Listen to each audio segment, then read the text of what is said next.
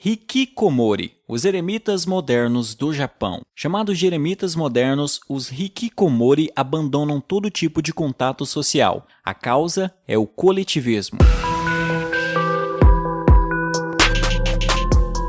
Este é o Visão Libertária, sua fonte de informações descentralizadas e distribuídas. No final da década de 90, um fenômeno muito curioso começou a ser registrado no Japão.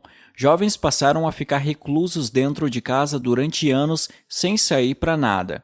Nessa época, os japoneses sofriam as consequências trágicas do estouro de uma bolha financeira e imobiliária que durou de 1986 a 1991, causada por massivas expansões de crédito e oferta monetária. O subsequente declínio econômico japonês durou mais de uma década e a situação só se estabilizou por volta de 2003. O período ficou conhecido como Década Perdida. O estouro da bolha atingiu os jovens de forma particularmente grave, impedindo que muitos deles não pudessem atingir seus objetivos sociais e profissionais, tanto que durante esse período começaram casos de extremo isolamento social.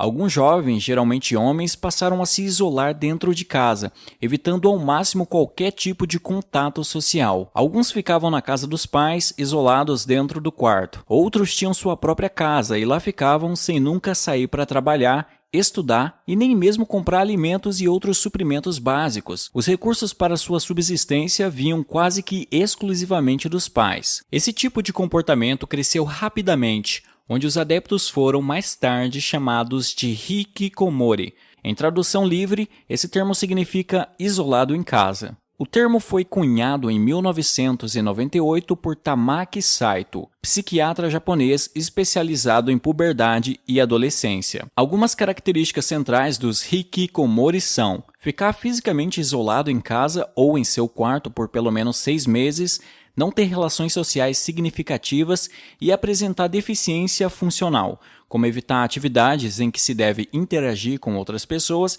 e até mesmo evitar cuidados pessoais básicos. Além do isolamento, os hikikomori demonstram uma enorme distância em relação ao mundo social.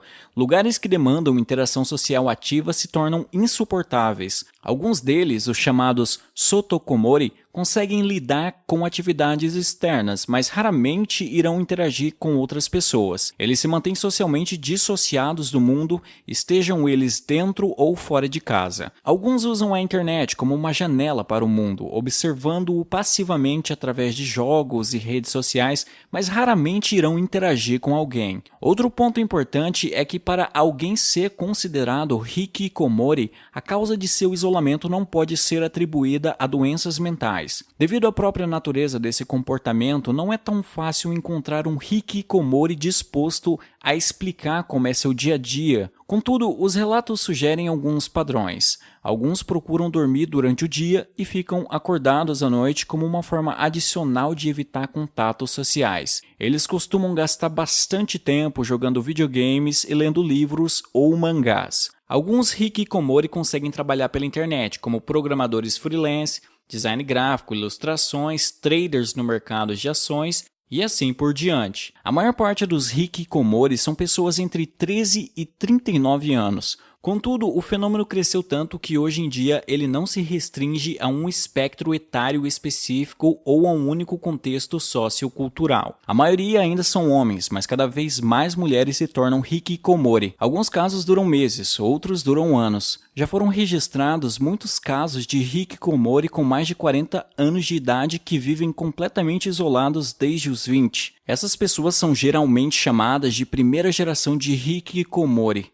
Mas nem todo caso começa na juventude. Também já foram registrados casos de homens que passaram a se isolar apenas depois de aposentados. Essas pessoas não apenas perdem muitos anos de suas próprias vidas no isolamento, mas suas famílias também são afetadas. Quanto mais tempo a pessoa fica isolada, mais difícil fica para ela voltar a interagir normalmente com outras pessoas. O chamado Problema de 2030 trata das dificuldades que as pessoas que passaram a vida toda como hikikomori dependentes dos pais terão para se reintegrar à sociedade depois que seus pais morrerem. Recomendações do governo japonês para os familiares incluem que os pais elaborem um planejamento financeiro que ultrapasse seu tempo de vida e consiga sustentar o filho depois de suas mortes. Como eles são reclusos e seus pais são relutantes em falar sobre o assunto, as estimativas sobre a quantidade de hikikomori são bastante imprecisas e variam muito entre pesquisadores. O governo japonês estima que mais de 1 milhão de pessoas viva como hikikomori. Isso seria cerca de 1% da população do país. Outros pesquisadores, contudo, estimam números muito mais altos, sugerindo que o número de casos pode ultrapassar 10 milhões de pessoas no futuro. Além disso, estima-se que todos os anos cerca de 30 mil pessoas morram reclusas e sozinhas. Não são suicídios, apenas mortes solitárias. São tantas que existem até mesmo empresas especializadas em limpar apartamentos de pessoas que viviam e morreram isoladas. Os pesquisadores e os próprios hikikomori que conseguiram se recuperar atribuem esse fenômeno principalmente à forte tendência coletivista da cultura japonesa. Teppei Sekimizu, sociólogo da Universidade de Waseda, atribui esse fenômeno à falta de valor dada ao indivíduo na sociedade japonesa. Segundo ele, o valor de um indivíduo no Japão é dependente de sua capacidade de se conformar às regras estabelecidas pelo grupo. Os hikikomori são pessoas que não conseguem se encaixar e, consequentemente, se sentem profundamente inúteis e sem valor. Por isso, eles são frequentemente atormentados por sentimento de culpa e vergonha que só dificultam sua recuperação. Alan Theo, psiquiatra e pesquisador, também inclui na lista de causas a pressão por conformidade presente na sociedade e na cultura do país. Os valores culturais japoneses pressionam as pessoas a se adequarem a uma uniformidade coletiva, em que a individualidade é geralmente mal vista. Essa combinação acaba gerando medo das pessoas serem ridicularizadas socialmente, deixando-as ainda mais isoladas. Além da falta de valor atribuída ao indivíduo, Tamaki Saito também cita a retórica de engajamento dinâmico de todos os cidadãos, propagada pelo governo como agravantes da situação. Para ele, os hikikomori são pessoas perfeitamente normais que por algum motivo não conseguiram se engajar dinamicamente. Eles então se veem sem valor para o coletivo e por isso se isolam. A cultura japonesa exerce grande pressão sobre os indivíduos para manterem a tradição. Uma tradição com forte ênfase em complexas condutas sociais e hierarquias rígidas, com fortes expectativas, responsabilidades e deveres. De fato, o respeito à hierarquia social é tão importante que ela molda até mesmo a língua japonesa. Algumas palavras têm sua inflexão baseada no nível de formalidade do discurso e na relação hierárquica entre os interlocutores. Por exemplo, no japonês não existe somente um pronome que traduza precisamente a palavra eu, que pode ser usada em todas as situações, independentemente do seu interlocutor.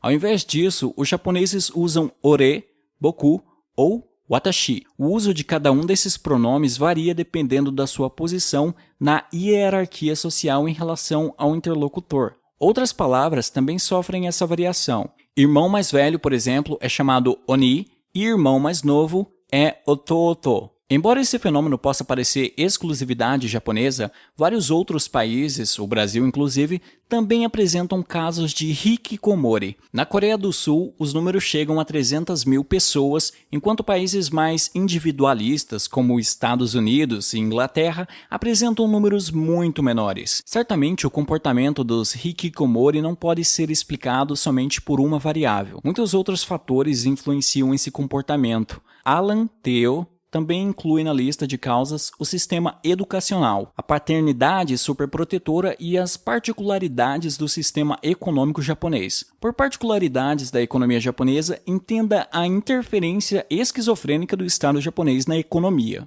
Não é coincidência que o fenômeno tenha sido inicialmente notado durante um período de crise econômica e a subsequente estagnação da economia japonesa tenha piorado o cenário. A recessão que sucede um crescimento artificial, como aconteceu no Japão, é essencial para que consumidores e produtores se mantenham alinhados.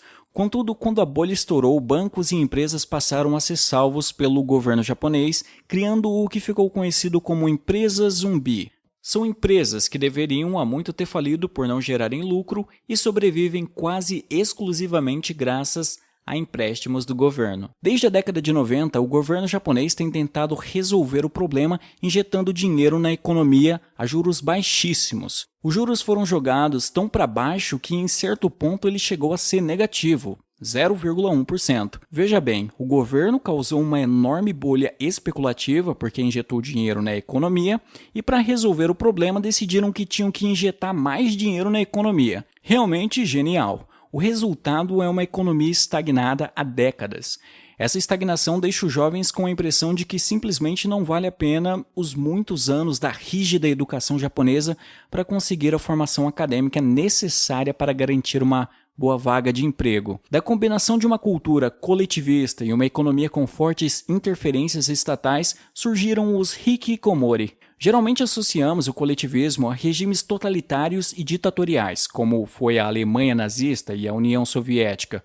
Contudo, é interessante observar as consequências extremas do coletivismo e da pressão por uniformidade social fora de um regime totalitário. O coletivismo é a pregação de que indivíduo só tem valor dentro de um grupo, que a identidade individual deve ser medida de acordo com o grupo em que o indivíduo está contido, e que o grupo, o coletivo, pode fazer qualquer coisa com seus indivíduos desde que sirva ao bem comum. O individualismo, por outro lado, é simplesmente a constatação de que os indivíduos antecedem a sociedade ontologicamente, ou seja, que o indivíduo deve ser soberano e não deve ter sua liberdade e propriedade violadas por outra pessoa ou grupo de pessoas. Ser individualista não significa se isolar em casa e nunca mais entrar em contato com as pessoas. Significa simplesmente reconhecer o valor individual das pessoas. Uma das primeiras críticas que os coletivistas fazem ao individualismo é que a sociedade ficaria completamente atomizada.